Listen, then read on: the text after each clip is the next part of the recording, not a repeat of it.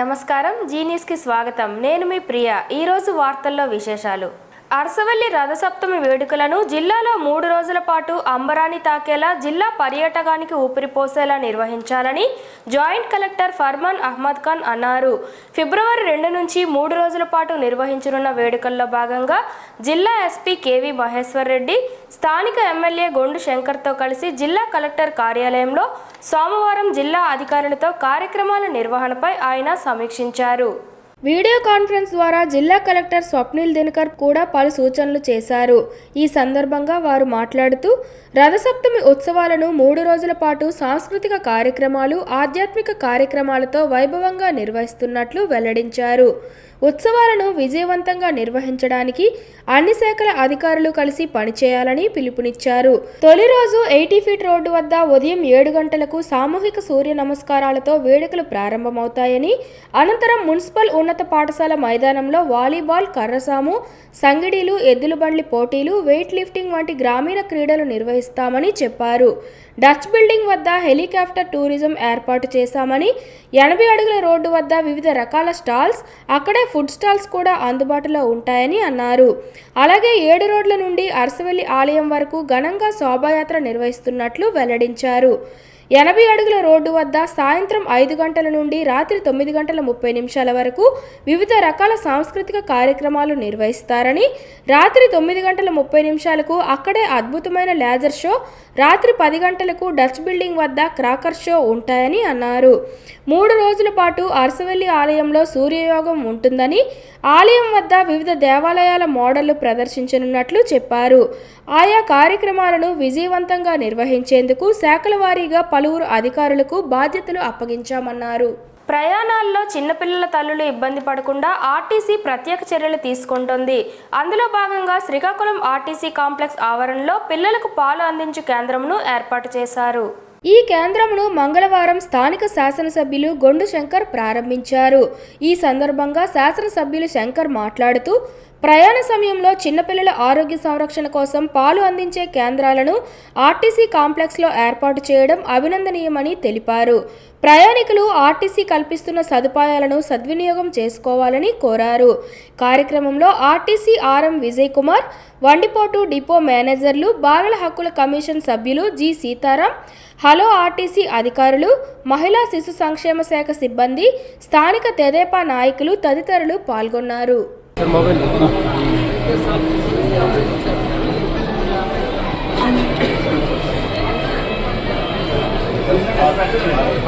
ఉత్తరాంధ్రకే కాక యావత్ ఆంధ్ర రాష్ట్రానికి మణిహారం విశాఖ కర్మాగారం. వేలాది మంది తెలుగోళ్లు కలిసి వీరోచిత పోరాటాలు, త్యాగాలు చేసి సాధించుకున్న సంస్థ విశాఖ స్టీల్ ప్లాంట్ పునర్జీవింపజేయడానికి ఎన్డీఏ ప్రభుత్వం అన్ని విధాల సహకారం అందిస్తోందని శ్రీకాకుళం నియోజకవర్గ శాసనసభ్యులు గొండు శంకర్ అన్నారు. శ్రీకాకుళం నగరంలో స్థానిక విశాఖ ఏ కాలనీలో ఎమ్మెల్యే క్యాంపు కార్యాలయంలో విలేకరుల సమావేశం నిర్వహించారు. ఈ సందర్భంగా ఆయన మాట్లాడుతూ నాపై ఉన్న కేసుల నుంచి నాకు విముక్తి కల్పించండి, కావాలంటే మా రాష్ట్రాన్ని తాకట్టు పెడతానని సీఎంగా జగన్ రెడ్డి ఢిల్లీ వెళ్లేవాడని, నేడు అందుకు భిన్నంగా సీఎం చంద్రబాబు హస్తినాకు వెళ్లి వస్తున్నారన్నారు. ముఖ్యమంత్రి చంద్రబాబు హస్తినా పర్యటనకు వెళ్లి వచ్చిన ప్రతిసారి ఆంధ్రప్రదేశ్కు కేంద్రం గుడ్ న్యూస్ చెప్తూనే ఉందన్నారు. నేడు ఆర్థిక సంక్షోభంలో పూడుకుపోయిన విశాఖ స్టీల్ ప్లాంట్ను కాపాడేందుకు 11,440 కోట్లు ఆర్థిక ప్యాకేజీని ఇచ్చేందుకు కేంద్ర ఆర్థిక వ్యవహారాల కేబినెట్ కమిటీ ఆమోదముద్ర వేసిందన్నారు. విశాఖ ఉక్కును ప్రైవేటు పరం చేయాలి, ఉక్కు ఆస్తులను అమ్ముకోవాలని జగన్ రెడ్డి ప్రయత్నిస్తే విశాఖ ఉక్కును ఏ విధంగా పరిరక్షించాలని చంద్రబాబు అహర్నిశలు శ్రమిస్తున్నారన్నారు. ఏటా 7.3 మిలియన్ల టన్నుల ఉక్కు ఉత్పత్తి సామర్థ్యం ఉన్న విశాఖ స్టీల్ ప్లాంట్ గత ప్రభుత్వ నిర్లక్ష్యం కారణంగా అప్పుల్లో కూరుకుపోయిందని, ఎన్డీఏ ప్రభుత్వం అధికారంలోకి రాగానే ఉత్తరాంధ్ర అభివృద్ధితో పాటు విశాఖ ఉక్కు పరిశ్రమపై ప్రత్యేక దృష్టి సారించిందన్నారు. 7.3 మిలియన్ టన్నుల ఉక్కు ఉత్పత్తికి సామర్థ్యం ఉన్న విశాఖ స్టీల్ ప్లాంట్ గత ప్రభుత్వ నిర్లక్ష్యం కారణంగా అప్పట్లో కూరుకుపోయింది. ఎన్డీఏ ప్రభుత్వం అధికారంలోకి రాగానే ఉత్తరాంధ్ర అభివృద్ధితో పాటు విశాఖ ఉక్కు పరిశ్రమపై ప్రత్యేకమైన దృష్టి సారించడం జరిగింది. దానికోసం అక్కడ ఉన్నటువంటి పల్లా శ్రీనివాసరావు గారు కానీ, ఎంపీ భరత్ గారు కానీ, మన కేంద్ర పౌర విమానయాన శాఖ మంత్రులు రామ్మోహన్ నాయుడు గారు, నిత్యం ఉత్తరాంధ్రకు సంబంధించిన ఎంపీలు అలాగే ఆంధ్ర రాష్ట్రానికి సంబంధించిన ఎంపీలు గౌరవ ముఖ్యమంత్రి గారితో పాటు వెళ్ళి ఎన్నోసార్లు అభ్యర్థించడం కూడా జరిగింది. ఈ సంక్షోభం నుంచి గట్టెక్కాలంటే 18,000 కోట్లు అవసరమని విశాఖ పర్యటనకు వచ్చినప్పుడు కేంద్ర ఉక్కు శాఖ మంత్రి కుమారస్వామికి పల్లా శ్రీనివాసరావు గారు, భర్త గారు, ఎంపీలు అలాగే కేంద్ర మంత్రి రామ్మోహన్ రెడ్డి గారు చెప్పడం జరిగింది. అలాగే విన్నవించిన కొద్ది రోజులకే ఎమర్జెన్సీ అడ్వాన్స్డ్ ఫండ్ కింద జిఎస్టీ చెల్లింపులకు 500 కోట్లు కేంద్రం ఇవ్వడం జరిగింది. ముడి సరుకు సంబంధించి బ్యాంకుల అప్పుల చెల్లింపులకు 1,150 కోట్ల చొప్పున మొత్తం 1,650 కోట్లు 2 విడతల్లో కేంద్రం ఆర్థిక సాయం మనకు అందింది. దాంతోపాటుగా స్టీల్ ప్లాంట్ను సంక్షోభం నుండి ఆదుకోవడానికి చంద్రబాబు గారు కృషి ఫలితంగా ఇప్పుడు 11,440 కోట్లు మొన్న కేంద్ర కేబినెట్ ఆమోదం తెలపడం జరిగింది. దీన్ని మనం అందరం అభినందించాల్సిన విషయం. ఆమదాలవలస నియోజకవర్గంలో ఆమదాలవలస మండలం రామచంద్రాపురం పంచాయతీ పరిధిలో ఆనందపురంలో ఆంధ్రప్రదేశ్ ప్రభుత్వం నిర్వహిస్తున్న రీసర్వే ప్రాజెక్టు కార్యక్రమాన్ని ర్యాలీగా కూటమి ముఖ్య నాయకులు మరియు అధికారులతో కలిసి గౌరవ శాసనసభ్యులు కోన రవికుమార్ ప్రారంభించారు. ఈ సందర్భంగా గ్రామంలో నిర్వహించిన రెవెన్యూ సదస్సులో గ్రామంలో ఉన్నటువంటి పలు భూ సమస్యలపై ప్రజల నుండి వినతులు స్వీకరించారు. రెవెన్యూ అధికారులకి చెప్పి అక్కడికక్కడే పరిష్కారం చేయమని కోరడం జరిగింది. గ్రామానికి కావలసిన మౌలిక సదుపాయాల కోసం అవసరమైన అన్ని చర్యలు తీసుకుంటామని చెప్పడం జరిగింది. గ్రామానికి సీసీ రోడ్ల కోసం ఇంతకు ముందన్నడూ లేనట్టుగా ఎక్కువ నిధులు కేటాయించడం జరిగిందని ఎమ్మెల్యే తెలియజేశారు.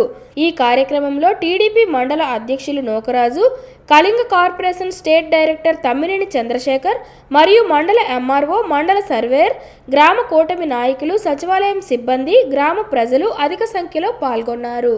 ముఖ్యమంత్రి నారా చంద్రబాబు నాయుడు కృషితో విశాఖ ఉక్కు పరిశ్రమకు ఆర్థిక భరోసా లభించిందని పాతపట్నం శాసనసభ్యులు మామిడి గోవిందరావు అన్నారు. మంగళవారం పాతపట్నం స్థానిక క్యాంపు కార్యాలయంలో ఎమ్మెల్యే విలేకరులతో మాట్లాడుతూ సీఎం చంద్రబాబు కృషి పట్టుదలతో ఆర్థిక సంక్షోభంలో ఉన్న స్టీల్ ప్లాంట్ను కాపాడేందుకు 11,440 కోట్ల ఆర్థిక ప్యాకేజీ సాధించారన్నారు. దీనికి సంబంధించి కేంద్ర ఆర్థిక వ్యవహారాల కేబినెట్ కమిటీ ఆమోదముద్ర వేయడం అభినందనీయమని అన్నారు. ఏటా 7.3 మిలియన్ టన్నుల ఉత్పత్తి సామర్థ్యం ఉన్న స్టీల్ ప్లాంట్ను గత ప్రభుత్వ నిర్లక్ష్యం కారణంగానే అప్పుల్లో కూరుకుపోయిందని గుర్తు చేశారు. ఎన్డీఏ ప్రభుత్వం అధికారంలోకి రాగానే ఉత్తరాంధ్ర అభివృద్ధితో పాటు విశాఖ ఉక్కు పరిశ్రమపై ప్రత్యేక దృష్టి సారించిందని అన్నారు. డబుల్ ఇంజిన్ సర్కారు ఏర్పాటు ఫలితంగానే కేంద్ర ప్రభుత్వం భారీ సాయాన్ని ప్రకటించిందని ఎమ్మెల్యే వివరించారు.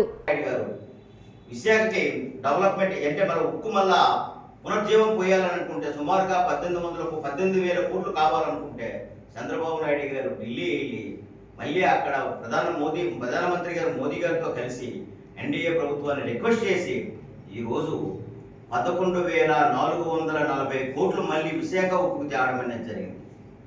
ఆ రోజు కూడా 94లో కానీ 98లో కానీ ఆర్థిక సంక్షోభంలో వెళ్తే ఆ రోజు కూడా విశాఖ ఉక్కును కాపాడింది చంద్రబాబు నాయుడు గారు. ప్రజలందరూ గమనించాలి. ఇప్పుడు కూడాను ఈ రోజు కూడా ఆర్థిక సంక్షోభంలో ఉంటే ఎన్డీఏ ప్రభుత్వంతో పోరాడి ఈ రోజు కూడా 11,440 కోట్లు అనేది ఈ రోజు చంద్రబాబు నాయుడు గారు తెచ్చి మళ్ళీ విశాఖ ఉక్కుని పునర్జీవం పోసిన మా వారు చంద్రబాబు నాయుడు గారిని మీ అందరూ తెలియజేస్తున్నారు.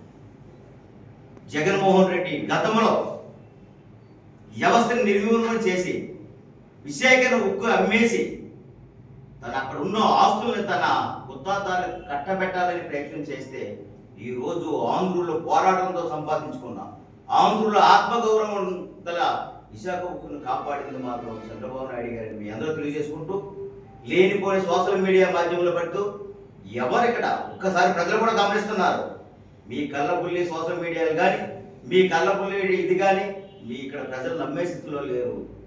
ఏం చేసావు 5 సంవత్సరాల్లో? ఏం చేసావు?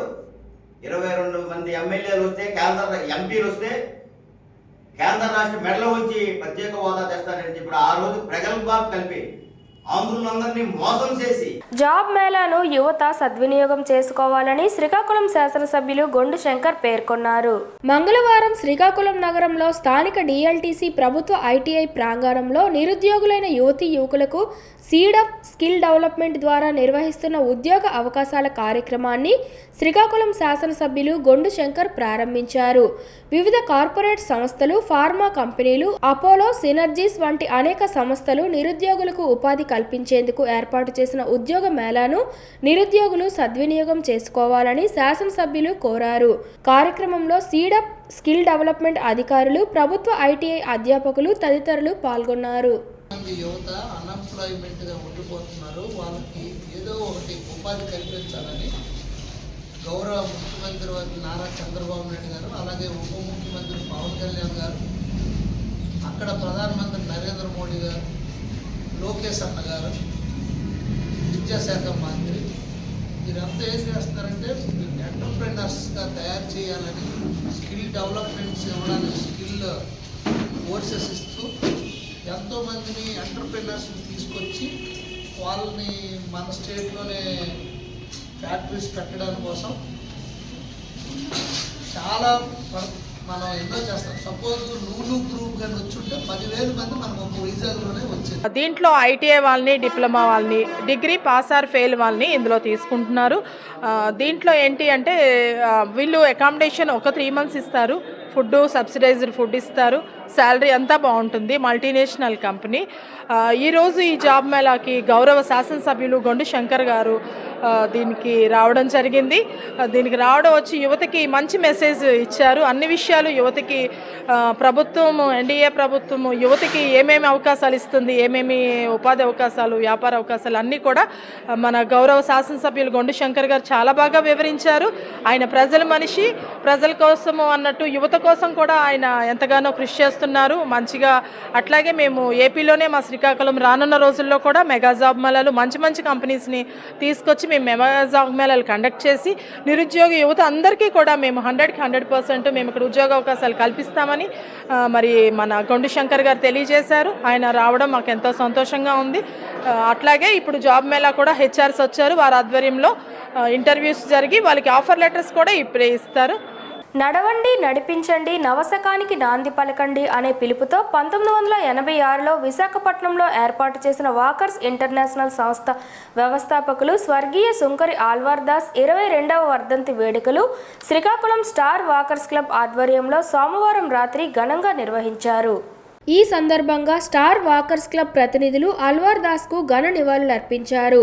ఈ కార్యక్రమానికి వాకర్స్ ఇంటర్నేషనల్ సంస్థ 102 గవర్నర్ కొంక్యాన మురళీధర్ ముఖ్య అతిథిగా హాజరయ్యారు. వ్యక్తిగత ఆరోగ్యంతో పాటు సామాజిక సేవల్లో వాకర్స్ సంస్థలు ముందంజలో ఉన్నాయని వక్తలు అన్నారు. ఈ కార్యక్రమంలో స్టార్ వాకర్స్ క్లబ్ ప్రతినిధులు గేదెల ఇంద్రప్రసాద్, గేదెల Lakshmi, PG Gupta, BV Ravishankar, శాసపు Jogi Naidu, B Devi Prasad, Boddepalli Prasadarao, పట్నాన Ramarao, G Vasudevarao master తదితరులు పాల్గొన్నారు. అంతకన్నా ముందు స్వర్గీయ ఆల్వార్ దాస్ చిత్రపటానికి పూలమాలలు వేసి నివాళులర్పించారు. నమస్కారం అండి. మరి ఆల్వార్ దాస్ గారు ఈ ఉద్యమాన్ని మనకి అందించారు. ఇది 1600 క్లబ్స్ తయారయ్యాయి. అలాగే ప్రతిరోజు కూడా వాకింగ్ చేస్తూ అందరూ కూడా ఆరోగ్యంగా ఉంటున్నారు. మరి ఆయన లేకపోయినా కూడా ఆయన తాలూగా ఈ వాకర్స్ మూవ్మెంట్ అనేది అందరూ కూడా ముందుకు తీసుకెళ్తున్నారు. మరి నాకు ఈ అవకాశం ఇచ్చి పెద్దలందరికీ నా హృదయపూర్వక నమస్కారం. ఒక్కొక్క వాకర్స్ క్లబ్ తాలూకా వ్యక్తులు కూడా ఇక్కడ వచ్చారు కాబట్టి, అంటే ఆయన ఏ ఒక్క క్లబ్కో పరిమితులు కాకుండా విశ్వవ్యాప్తంగా ఉన్న క్లబ్లన్నింటికి ఆయనే మూల పురుషుడు, ఆద్యుడు కాబట్టి ఆయన ఏ ఒక్కరు కూడా మనం స్మరించుకున్నా సరే అది ఇంకా తక్కువే ఆయనకి. ఎండియు ఆపరేటర్లపై తప్పుడు ప్రచారాలు తగదని ఎండియు ఆపరేటర్ల సంఘం రాష్ట్ర గౌరవ అధ్యక్షులు రౌతు సూర్యనారాయణ హెచ్చరించారు.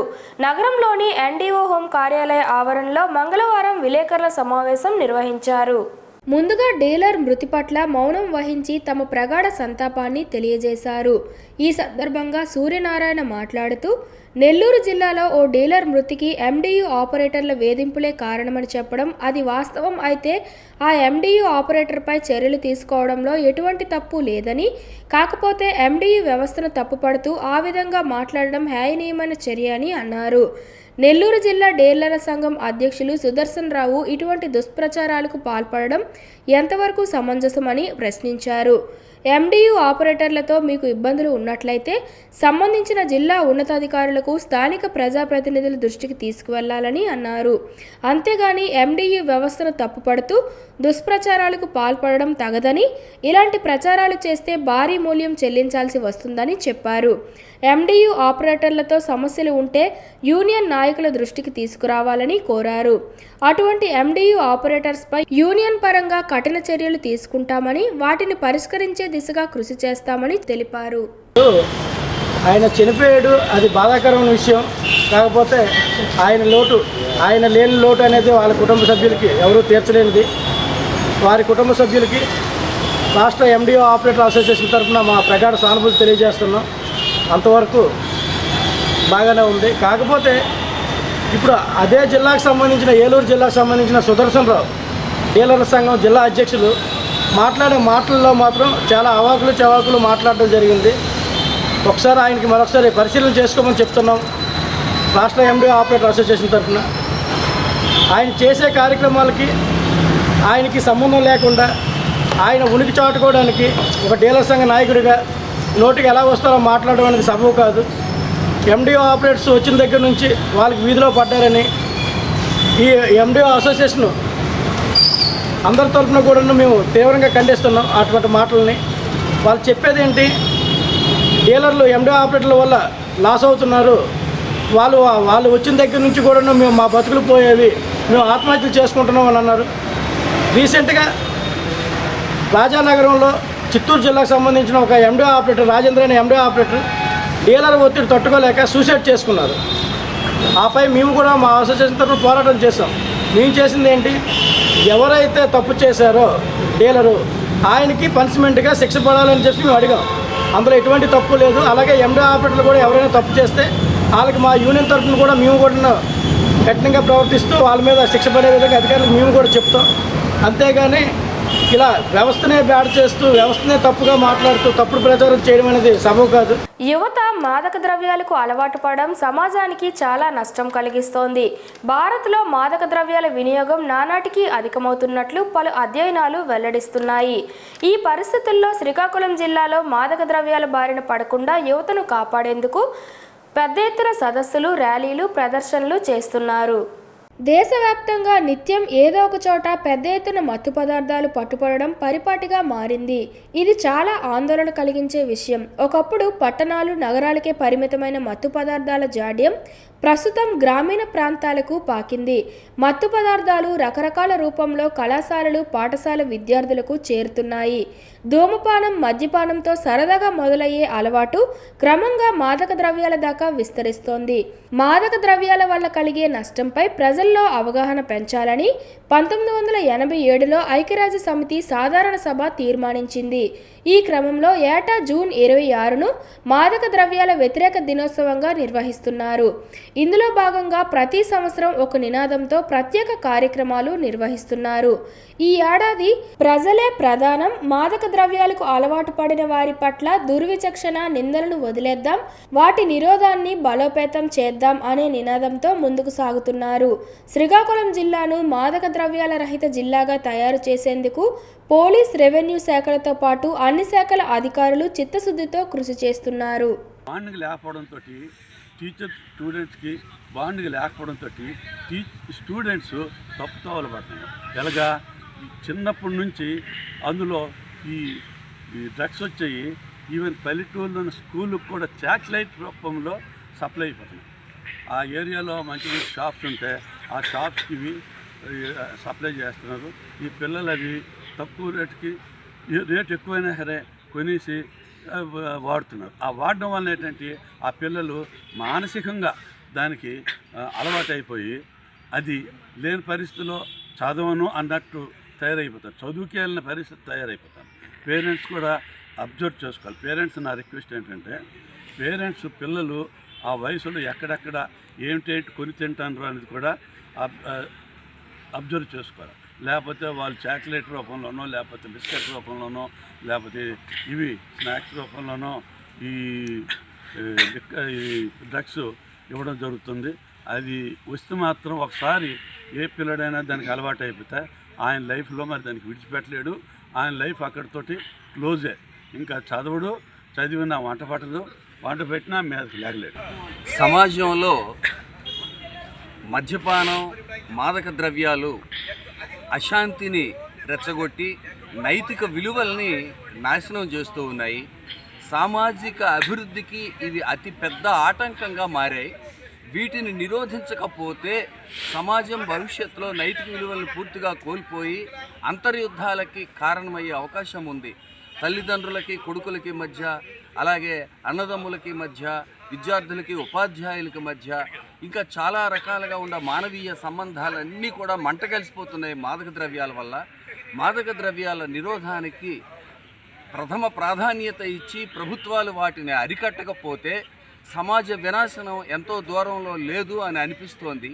ఈవేళ పట్టణాలకే పరిమితమైనటువంటి మాదక ద్రవ్యాలు ఈవేళ గ్రామ ప్రాంతాలను కూడా విస్తరించి అక్కడ ఉన్నటువంటి యువతను కూడా సర్వనాశనం చేస్తున్నాయి. కాబట్టి వీటి పట్ల ఖచ్చితంగా మనం నిరోధక చర్యల్ని చేపట్టాలి. ముఖ్యంగా టీనేజ్ పిల్లలు కూడా వీటికి అలవాటు పడడం అన్నటువంటిది సామాజికంగా చాలా పెద్ద దెబ్బతీస్తోంది. వాళ్ళ విద్యాభివృద్ధి మీద ఇది అశనిపాతంగా మారిందని తెలియజేసుకుంటూ ఉన్నా. మరి ఈ తల్లిదండ్రులు ఎంతో కష్టపడి పిల్లల్ని చదివిస్తున్నారు. మరి ఆ పిల్లలు వాళ్ళు ఏటవుతున్నారంటే ఒక పనికిమాలిన ఫ్రెండ్షిప్ చేసి, అది మంచోడితో ఎప్పుడైనా ఫ్రెండ్షిప్ చేయాలి. ఆ వ్యసనాలు ఉన్నోడితో ఫ్రెండ్షిప్ చేస్తే ఆ పక్కన ఉన్న వాళ్ళు కూడా చెడిపోయే అవకాశాలు ఉంటాయండి. మరి చిన్నప్పటి నుంచే అంత 16-17 సంవత్సరాల వయసు నుంచే డ్రగ్స్కి అలవాటు అయిపోవడము, సిగరెట్లకు అలవాటు అయిపోవడము, మందుకు అలవాటు అయిపోవడము, ఇలాంటివన్నీ చేస్తున్నారు. పిల్లలు కూడా తల్లిదండ్రులు చెప్పిన మాట వినే పరిస్థితులు ఇప్పుడు లేరు. అలాగే టీచర్స్ కూడా ఆ స్కూల్లో కూడా టీచర్స్ చెప్తుంటారు, వాళ్ళు చెప్పినా కూడా వాళ్ళు వినే పరిస్థితిలో లేరు. మరి ఎంతో దేవాలయంలో మనం భావించుకున్న ఈ ఆర్ట్స్ కాలేజీలో కూడా ఇక్కడ కూడా మందు తాగడము, సిగరెట్లు తాగడము, నానా రకాలుగా ఇక్కడ కూడా న్యూసెన్స్ చేస్తున్నారండి. అది మాకు ఎంతో బాధాకరంగా ఉంది. అలాగా చేయకూడదు. పిల్లలు బాగా చదువుకొని బాగా మంచి చదువుకొని మంచి ఉద్యోగాలు చేస్తూ తల్లిదండ్రులు చక్కగా చూసుకోవాలి. కానీ ఇలాంటి వ్యసనాలకి బానిసైపోతే తల్లిదండ్రులు కూడా చాలా బాధపడతారు. మార్కిస్ట్ మేధావి, ప్రపంచ కార్మిక వర్గ శ్వాస కామ్రేడ్ లెనిన్ అని సిపిఎం పార్టీ జిల్లా కార్యదర్శి డి గోవిందరావు, జిల్లా కార్యదర్శి వర్గ సభ్యులు బి కృష్ణమూర్తి అన్నారు. స్థానిక సిపిఎం కార్యాలయంలో లెనిన్ శతవర్ధంతి ముగింపు సందర్భంగా పెట్టుబడి సామ్రాజ్యం అనే అంశంపై వారు మాట్లాడుతూ, మానవాళి సకల నష్టాలకు కన్నీళ్లకు మూలమైన పెట్టుబడిదారీ వ్యవస్థ వ్యతిరేకంగా ఒకవైపు పోరాడుతూనే మరొక వైపు 1917లో అక్టోబర్లో కార్మిక వర్గం తిరుగుబాటు చేసి రష్యాలో కార్మిక వర్గ సోషలిస్టు రాజ్యాన్ని కామ్రేడ్ లెనిన్ ఏర్పాటు చేశారని వారన్నారు. బూర్జువా ప్రజాస్వామ్యంలో ప్రజల హక్కులు కాలరాయబడతాయని వారు విమర్శించారు. మోడీ ప్రభుత్వం మొత్తం కార్పొరేట్ ప్రయోజనాల్ని కాపాడుతుందని, అదానీ లాంటి కొంతమందిని బలపరచడానికి అధికారాన్ని ఒక సాధనంగా వాడుకుంటుందని విమర్శించారు. ఎయిర్పోర్ట్లు, పోర్టులు, హైవేలు, విద్యుత్, మైనింగ్, బొగ్గు ఇలా ఏ రంగంలో అదానీ అడుగుపెట్టినా వారికి ఎదురే లేకుండా అవతలి పక్షాన్ని లొంగదీసుకోవడానికి కేంద్ర ప్రభుత్వం అధికారాన్ని వినియోగిస్తుందని విమర్శించారు. రాష్ట్రంలో తెలుగుదేశం కూటమి ప్రభుత్వం అధికారంలో ఉన్న మోడీ కనుసన్నల్లో నడుస్తుందని వారన్నారు. బీజేపీ ప్రభుత్వం అనుసరిస్తున్న విధానాల వల్ల ప్రజాస్వామ్య హక్కులు కాలరాయబడుతున్నాయని వారన్నారు. బీజేపీ నిరంకుశ పద్ధతులు అవలంబిస్తోందని ఆరోపించారు. అందరికీ అన్ని అవకాశాలు ఉండే సమాజం కోసం ఐక్య ఉద్యమాలు ఉధృతం చేయాలని పిలుపునిచ్చారు. సదస్సు ప్రారంభానికి ముందు కామ్రేడ్ లెనిన్ చిత్రపటానికి, అదేవిధంగా సిపిఎం సీనియర్ నాయకులు కామ్రేడ్ విజేకే మూర్తి చిత్రపటానికి పూలమాలలు వేసి నివాళులర్పించారు. మొట్టమొదటిసారిగా ఈ ప్రపంచానికి మరో రాజ్యం ఉంది, కార్మిక వర్గ రాజ్యం అనేది ఆచరణలో నిరూపించిన వ్యక్తి కామ్రేడ్ లెనిన్. ఆయన మొత్తాన్ని మార్క్సిజాన్ని నిర్దిష్ట పరిస్థితులకు అధ్యయనం చేసి నిర్దిష్టంగా అప్లై చేసి ఆ నుంచి వచ్చిన అనేకమైన ఇబ్బందులు ఎదుర్కొని ఈవేళ కార్మిక వర్గ రాజ్యాన్ని మార్చదని మొట్టమొదటిసారిగా అమలు చేసిన వ్యక్తి కామ్రేడ్ లెనిన్. ఈరోజు లెనిన్ ఆయన రాసిన అనేకమైన గ్రంథాలు పుస్తకాలు ఉన్నాయి. అవన్నీ కూడా ఈరోజు కూడా ఆచరణీయమైనవి. ఈరోజు కూడా ఏ విధంగా ముందుకు వెళ్ళాలి, ఏ విధంగా దేశంలో విప్లవోద్యమాన్ని ముందుకు సాధించాలంటే ఏం చేయాలనే దీని మీద అనేక విషయాలన్నీ కూడా రాసినారు. అవన్నీ కూడా మనం అధ్యయనం చేయాలి. ఈరోజు పెట్టుబడిదారీ వ్యవస్థలో ప్రజాస్వామ్యం అని అంటే పెట్టుబడిదారులతో ప్రయోజనాలు కాపాడటమే ఈవేళ ప్రజాస్వామ్యంగా వర్తిల్తుంది. ప్రజల ప్రయోజనాలు కానీ, కార్మికుల ప్రయోజనాలు కానీ, ఇతర ప్రయోజనాలు ఏ ఒక్కటి కూడా ఈ మన బూర్జువా ప్రజాస్వామ్యంలోన ఏ ఒక్కటి కూడా అమలు కాలేదు. ఆ రోజు కార్ల్ మార్క్స్ 1848లోన మేనిఫెస్టో రాసినప్పుడు అందులో ఒక వాక్యం ఉంటుంది. ఈరోజు కూడా అదే, పెట్టుబడిదారీ వ్యవస్థలో ప్రభుత్వము అంటే పెట్టుబడిదారులతో వ్యవహారాలు చక్కబెట్టే ఒక చక్కటి కమిటీ మాత్రమే. ఇది ప్రజల ప్రయోజనాలు ఏవీ నెరవేర్చదు. ఇది పెట్టుబడి అన్ని రంగాల్లోకి విస్తరించుకెళ్ళిపోతుంది. దానికి అడ్డొచ్చినని పక్కనది ఈరోజు మన భారతదేశంలో జరుగుతుంది. శ్రీకాకుళం జిల్లా పాతపట్నం దువ్వార వీధికి చెందిన ఆంధ్ర పత్రిక విలేకరి వైసీపీ కార్యకర్త పెద్దింటి తిరుపతిరావుపై హత్యా ప్రయత్నం సోమవారం వేకువజామున 3 గంటల సమయంలో జరిగింది. తిరుపతిరావు ఇంట్లో నిద్రిస్తుండగా గుర్తు తెలియని వ్యక్తి చొరబడి కత్తితో దాడి చేశాడు. వెంటనే కేకలు పెట్టడంతో మేడపై నుంచి దొంగ దూకి వెళ్లిపోయాడు. తిరుపతిరావు మెడపై 2 చేతులపై తీవ్రంగా గాయాలయ్యాయి.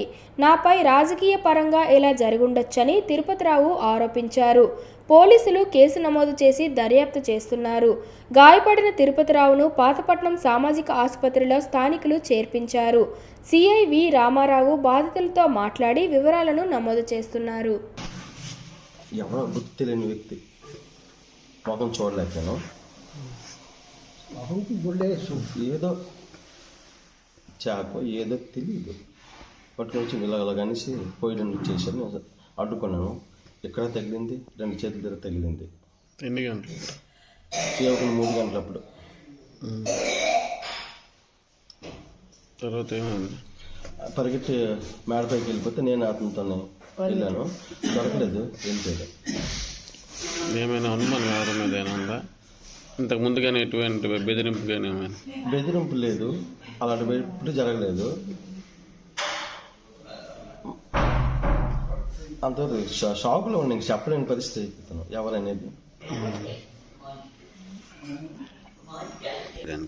ఏం లేదు కారణం, నాకు ఏది లేదు. రాజకీయ పరంగా ఏమైనా చేతులు ఉంటారు అంతే తప్పితే నేను ఇంకా ఇప్పటికీ ఎవరికి మోసం అన్యాయం చేయలేదు.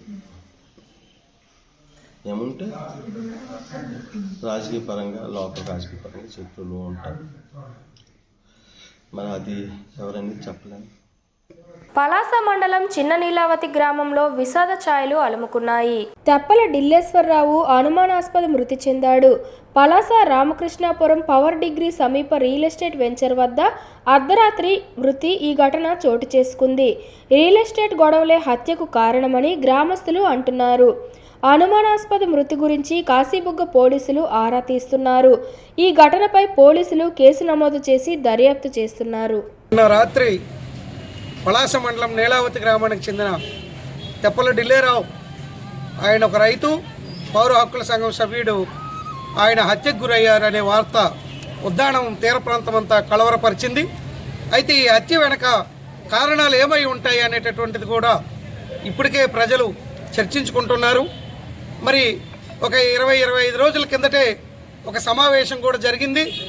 ఈ కోణం అనేది ఒకటి చూడాలా, అలాగే ఇతర అనేక కోణంలో కూడా పరిశీలన చేసి ఇది ముమ్మాటికి హత్య అనేటటువంటిది మేమంతా నమ్ముతూ ఉన్నాం. హత్య కోణంలోనే పోలీసులు కూడా దర్యాప్తుని వేగవంతం చేసి వాస్తవాలను వెలికి తీసి హంతకుల్ని శిక్షించాలని చెప్పి మేము డిమాండ్ చేస్తూ ఉన్నాం. ఎందుకంటే ఆ ప్రాంతం ఎలక్ట్రికల్ షాక్కి గురయ్యే ప్రాంతం కాదు. అక్కడ ఎటువంటి అడుగు పందులకు వైరేసేటటువంటిది కూడా కాదు. అదంతా జనసంచారం, వ్యవసాయం లేదు.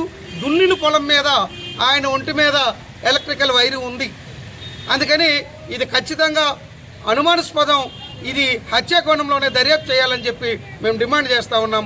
మిత్రుడు కామ్రేడ్ తెప్పల ఢిల్లీరావు నీలావతికి సంబంధించిన వ్యక్తి ఉద్దాన ప్రాంతంలో చాలా రోజుల నుంచి ఇటువంటి హత్య ప్రయత్నాలు కానీ ఇటువంటి గొల్లుపడలు ఎటువంటి లేని పరిస్థితి.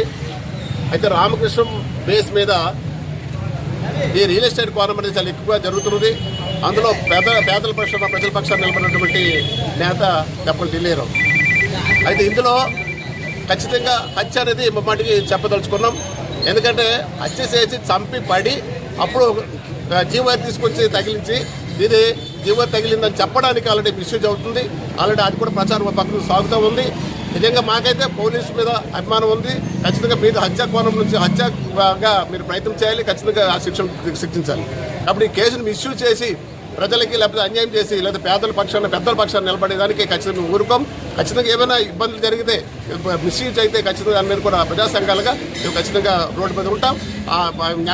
కుటుంబానికి న్యాయం జరిగేంత వరకు కూడా మా ఉద్యమం ముందుకు తీసుకెళ్తాం. ఖచ్చితంగా హత్యా కోణంలో అనేది హత్య అనేది ఖచ్చితంగా చెప్పదలుచుకుంటుంది. ఆ కోణం నుంచే ఇది దర్యాప్తు జరగాలని చెప్పేసి కోరుతున్నాం. లావేరు మండలం బుడుమూరు గ్రామంలో సాలిహుండంలో ఉన్నటువంటి బౌద్ధుల సంస్కృతి సాంప్రదాయాలకు సంబంధించినటువంటి అనేక విగ్రహాలు గ్రామమంతా దర్శనమిస్తున్నాయి. ఈ విగ్రహాలు బుద్ధుల కాలం కంటే ముందు అమ్మవారిగా కొలిసినటువంటి మార్చి అమ్మవారి విగ్రహం గ్రామం మధ్యలోనే ఉండడం విశేషం. ఈ విగ్రహాన్ని స్థానికులు ఒమరవల్లి అమ్మవారని పేర్కొంటున్నారు. ఏనుగుపై అమ్మవారు ఉన్నటువంటి విగ్రహము బుద్ధుల కాలం కంటే ముందు ఆరాధించినటువంటి సందర్భం మనకు కనిపిస్తోంది. అలాగే కళింగ గంగుల కాలంలో ఉన్నటువంటి విగ్రహాలు కూడా కొన్ని చిన్న చిన్న గ్రామాల్లో కనిపిస్తున్నాయి. ఇటీవల కాలంలో కొందరు గ్రామ పెద్దలు దుర్గాదేవి గుడిని నిర్మించారని, ఆ సందర్భంలో 4-5 విగ్రహాలు ప్రాచీనమైనవి లభించగా వాటిలో బుద్ధుడి విగ్రహాన్ని పక్కన ఉంచడం ఇంటెక్ బృందం గమనించింది. సోమవారం సాయంకాలం ఇంటెక్ శ్రీకాకుళం బృందం లావేరు మండలం బుడుమూరు గ్రామాన్ని సందర్శించి గ్రామస్తులు అందించిన సమాచారం మేరకు అక్కడ ఉన్నటువంటి పురాతన విగ్రహాలను పరిశీలించడం జరిగింది. ఈ బృందం కన్వీనర్ నోక సన్యాసిరావు, అదనపు convener Vavipalli Jagannatha Naidu, senior member doctor Chintada Krishnamohan ఉన్నారు. వీరికి నెల్లి దాలినాయుడు అనే యువకుడి దగ్గర నుంచి విగ్రహాలు అన్నిటినీ చూపించడం జరిగింది. ఈయన వెంకటాపురం గ్రామస్తుడు. ఈయన సమాచారం మేరకే ఈ బృందం ఇక్కడికి చేరుకుంది. ఈ బృందం గమనించిన మేరకు గతంలో ఈ ప్రాంతమంతా కూడా కళింగ గంగుల పాలనలో ఉన్నట్లుగాను, అలాగే తదనంతరం బౌద్ధ సంస్కృతి ఆచారాలు సంప్రదాయాలు ఇక్కడ వెల్లివిరిసినట్లుగా భావిస్తోంది. దీనిపై విస్తృత పరిశోధన జరిపితే ఈ ప్రాంతం యొక్క చారిత్రక వైభవాన్ని తెలుసుకోవచ్చని వీరు అభిప్రాయపడ్డారు. ఈ గ్రామంలో ఉన్న కొన్ని విగ్రహాలకి గ్రామస్తులు పెయింటింగ్లు వేసి వాటికి పసుపు రాసి ఆరాధిస్తున్న విషయం తెలిసింది. ఈ మేరకు అక్కడ లభించిన విగ్రహాల చిత్రాలను ఆర్కియలాజికల్ సర్వే ఆఫ్ ఇండియాకు పంపించనున్నట్లు బృంద కన్వీనర్ నోక సన్యాసిరావు తెలియజేశారు. న్యాయ వివాదాలు త్వరితగతిన పరిష్కరించేందుకు మధ్యవర్తిత్వం చక్కని ప్రభావవంతమైన మార్గమని శ్రీకాకుళం జిల్లా సీనియర్ సివిల్ జడ్జి మరియు జిల్లా న్యాయ సేవాధికార సంస్థ కార్యదర్శి రెడ్డి సన్యాసి నాయుడు అన్నారు. మంగళవారం శ్రీకాకుళంలో జిల్లా న్యాయాధికార సంస్థ కార్యాలయంలో ఆయన మీడియాతో మాట్లాడుతూ, మధ్యవర్తిత్వం ద్వారా వివాదాల పరిష్కారానికి దేశవ్యాప్తంగా సుప్రీంకోర్టు జిల్లా కేంద్రాల్లో 40 గంటల పాటు వివిధ న్యాయస్థానాల్లో ఉన్న ఎంపిక చేసిన న్యాయవాదులకు శిక్షణ ఇస్తున్నారని అన్నారు. ఈ శిక్షణ ఇవ్వడానికి ఢిల్లీ నుంచి ప్రత్యేకంగా 2 మాస్టర్ ట్రైనీలు జిల్లాకు వచ్చారని, వారి సారథ్యంలో శిక్షణ జరుగుతుందని అన్నారు. కుటుంబ న్యాయస్థానాల్లో పెండింగ్ ఉన్న కేసులు, సివిల్ మరియు క్రిమినల్ కేసులు మధ్యవర్తిత్వం ద్వారా పరిష్కరించుకోవడం ఉత్తమ మార్గమని సన్యాసి నాయుడు స్పష్టం చేశారు. సుప్రీంకోర్టు నుండి వచ్చిన 2 మాస్టర్ ట్రైనీలు అనూజా సక్సేనా, వీణా రల్లి వివిధ కోర్టుల్లో ఎంపిక చేసిన న్యాయవాదులకు శిక్షణ ఇస్తున్నారు. 4 రోజుల పాటు ఈ శిక్షణ ఉంటుంది. ఉమ్మడి శ్రీకాకుళం జిల్లాలో ఎన్నో ఏళ్లుగా పెండింగ్లో ఉన్న వివిధ కేసుల కక్షిదారులు ఈ నూతన సదవకాశాన్ని వినియోగించుకొని తద్వారా కేసులు పరిష్కరించుకోవాలని సన్యాసి నాయుడు కోరారు. పరంగా కానీ ఏదైనా ఆస్తుల పంపకాల కేసులు కానీ, అది సివిల్ క్రిమినల్ కేసులు కూడా మధ్యవర్తి ద్వారా సాల్వ్ చేసుకునే అవకాశం కల్పించడం కోసం, ప్రజలందరికీ సత్వరమైన సమన్యాయం అందించడం కోసం.